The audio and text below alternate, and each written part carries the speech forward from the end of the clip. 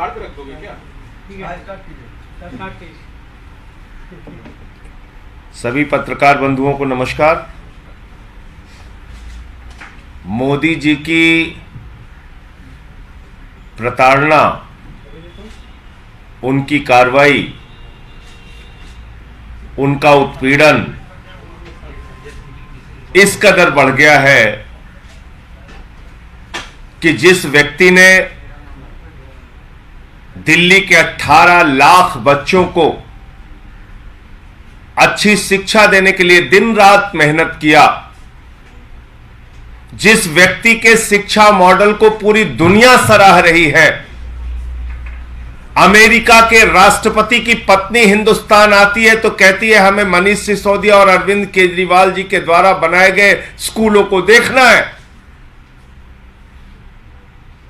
आज उस मनीष सिसोदिया को सीबीआई में मानसिक उत्पीड़न दिया जा रहा है, उनका मेंटल हैरेसमेंट किया जा रहा है, उनको जानबूझ के कहा जा रहा है कि सारे आरोप एक पन्ने पर लिख कर दे रहा हूं, इस पे साइन कर दो। यह किस प्रकार का शासन आप चलाना चाहते हैं? यह किस प्रकार से आप जांच करना चाहते हैं?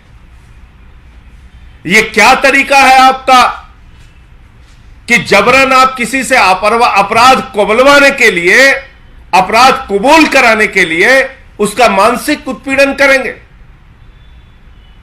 और ये बात न्यायालय के सामने कल मनीष सिसोदिया जी के वकील ने और मनीष सिसोदिया जी ने न्यायालय को बताया। मैं समझता हूं निश्चित रूप से न्यायाधीश महोदय इसका संज्ञान लेंगे, लेकिन अगर आप इस पूरे मामले को देखिए, पहली चार्जशीट सीबीआई दाखिल करती है। जब चार्जशीट दाखिल होती है तो कई गवाहों के बयान लेती है, चार्जशीट दाखिल करती है तो कई साक्ष्यों और तथ्यों को आधार बनाकर चार्जशीट दाखिल करती है, लेकिन उस चार्जशीट में किसी ने नहीं कहा कि मनीष सिसोदिया कहीं से भी साजिश करता है या उन्होंने कहीं कोई पैसे की लेन देन की है या कहीं उन्होंने कोई रिश्वत खाई है। सप्लीमेंट्री चार्जशीट आई सीबीआई की, उसमें भी कहीं किसी ने मनीष सिसोदिया का नाम नहीं लिया। तो न पहली चार्जशीट में सीबीआई की मनीष सिसोदिया, न दूसरी चार्जशीट में सीबीआई की मनीष सिसोदिया। तो नरेंद्र मोदी जी ने हड़काया, डांटा, बिगड़ा, बोले हमारा मकसद ही फेल हो जाएगा, जिन लोगों पे कार्रवाई करना है उन पे कर ही नहीं रहे, बनाओ फर्जी मामले, बनाओ फर्जी मुकदमे, करो मानसिक उत्पीड़न, किसी भी तरीके से अपराध सिद्ध करो। और तब बिना साक्ष्य, बिना आधार, बिना किसी सबूत के मनीष सिसोदिया को गिरफ्तार किया गया। कोई कहता है 10,000 करोड़ की रिश्वत खा ली, कोई कहता है 20,000 करोड़ की रिश्वत खा ली, कोई कहता है 1,000 करोड़ की रिश्वत खा ली। मैं भाजपाइयों से पूछना चाहता हूं, तुम्हारे तोते ने 14 घंटे छापेमारी की, सीबीआई ने 14 घंटे छापेमारी की मनीष सिसोदिया के घर, कुछ नहीं निकला। गांव में छापेमारी की, वहां भी कुछ नहीं निकला। दफ्तर में छापेमारी की, वहां भी कुछ नहीं निकला। बैंक का लॉकर चेक किया, वहां भी कुछ नहीं निकला।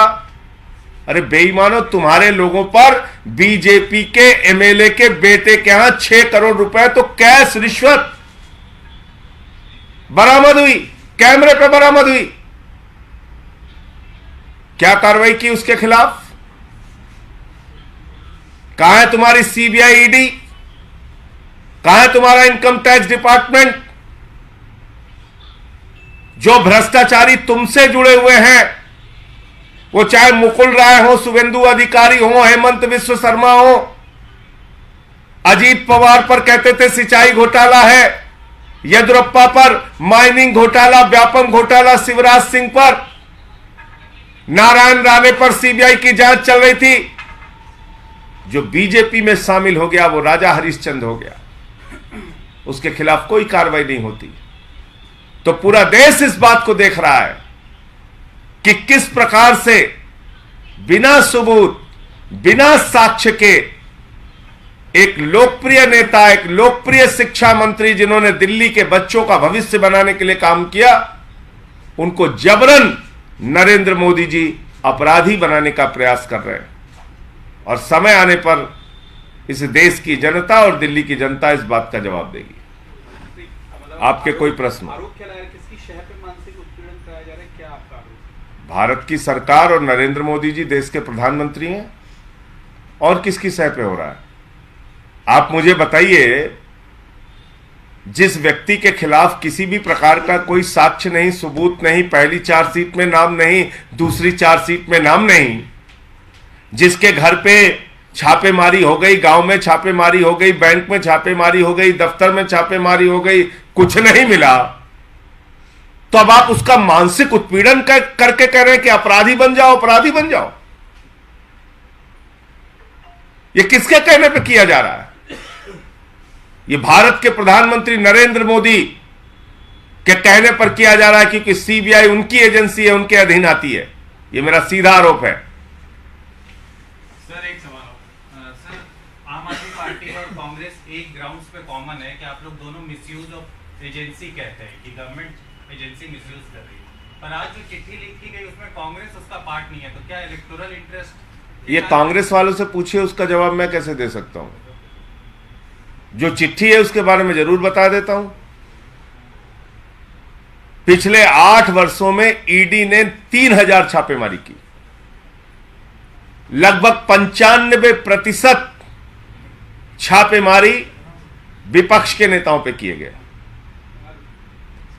और कन्विक्शन रेट जो ईडी का है वो मात्र 0.5%, 0.5%, यानी कि 3000 लोगों पे छापेमारी हुई, 0.5% लोगों पे आरोप सिद्ध हुआ, बाकी आरोप झूठे थे।